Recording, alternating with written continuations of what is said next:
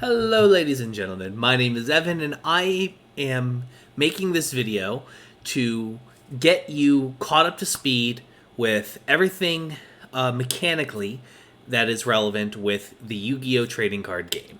If you have been, you dropped it and you picked it up in college, or you're just picking it up again, seeing all the Duel Links and Master Duel news that's happening on the internet, this video is a big help. I would encourage you to go view other YouTubers like MBT Yugioh, Simo, Farfa, IP Sheggies, or otherwise known as Crystal Abundance, and other Yugi-tubers who have more comprehensive content on this. But this 10-minute video is just to get you up and running, so please plan to pause this as you go. I'm going to be speaking very fast, but covering all of the touch points that need to go. Well, let's get started. Firstly, some operating things. Most people nowadays, when they're before Master Duel came onto the scene, and they will still use these to this day, they will use online simulators called Yu-Gi-Oh! Pro, which is a framework, and a lot of people build different things around the Yu-Gi-Oh! Pro framework.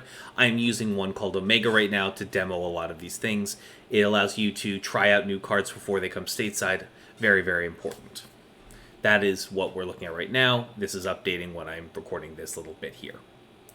I would encourage you to maybe look at things like Master Duel for something if you want something a little more polish, or even Duel Links if you want something mobile that's a little slower than the base main game. Okay, so just before we get started, want to go over a couple basics. You have monsters, you have normal and effect ones. Effect ones can do different things, like adding cards to hand, destroying monsters on the field, or a myriad of other things. You have spell cards that do something when played, and then you have trap cards that you have to set, and then wait till next turn to use. Okay? Broadly speaking, that is the base gist. There are some spells that have a little lightning bolt on the side of them, as you can see here.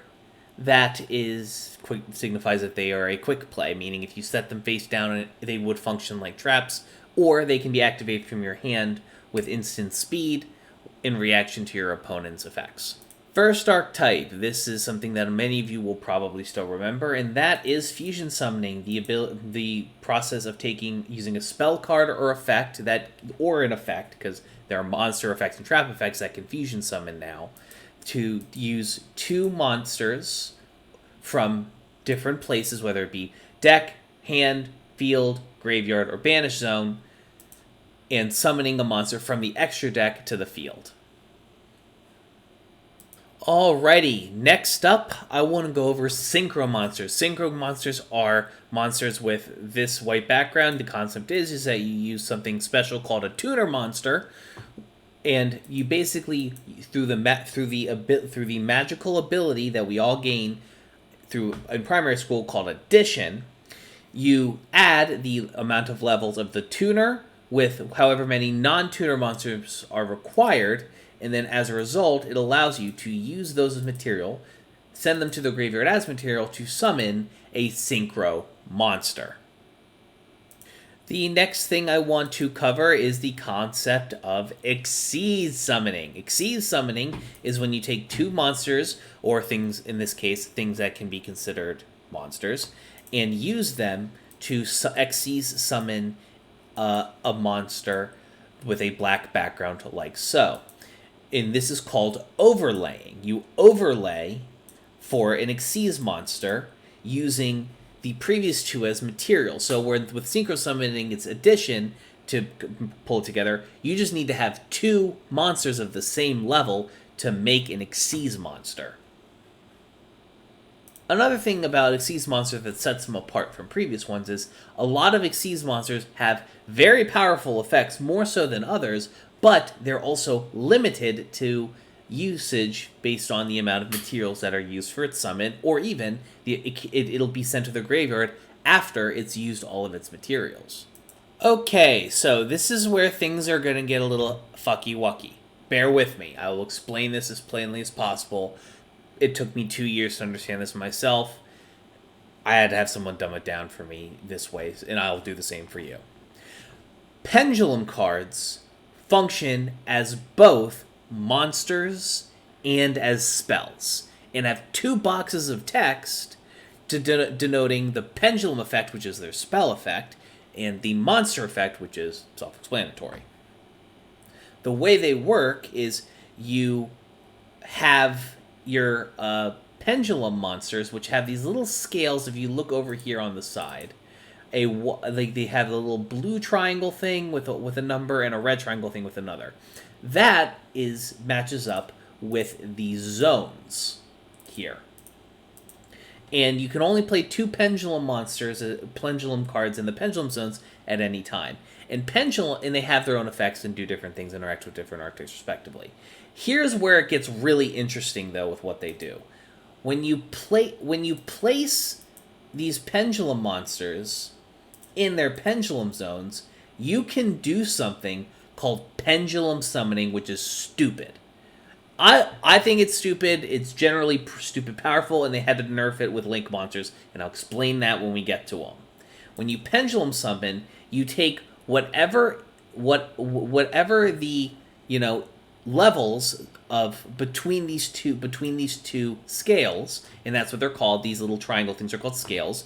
So if you have a 1 scale on one side and an 8 scale on the other, that means you can special summon as many monsters from your hand or extra deck, we'll get to that in a second, as possible.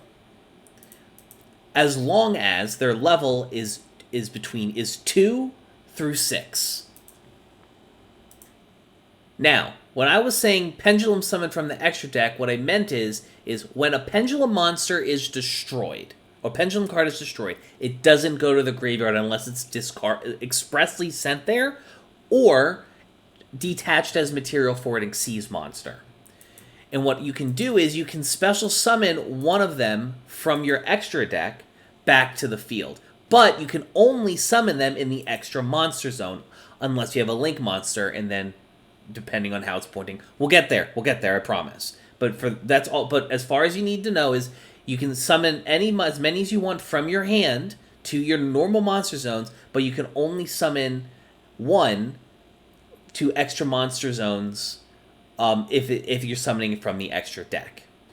Okay, I completely acknowledge that the pendulums are a little fucky-wucky and a little hard to understand. I encourage you to go back and watch that section a little bit more. We're going to touch on it lightly here, but this is the end with Link Monsters. Link Monsters are the newest addition and were originally created, frankly, to slow down the game a little bit and prevent the dominance of Pendulum Monsters, because you can imagine the stupid shenanigans they got up to. Specifically, you can't summon Link or Pendulum Monsters. Actually, let me show you.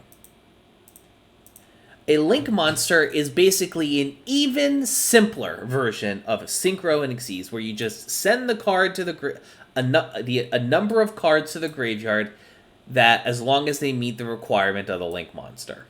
Link Monsters always go in the extra monster zone unless there is an arrow pointing to a zone, which it points here, and then that also becomes an extra monster zone.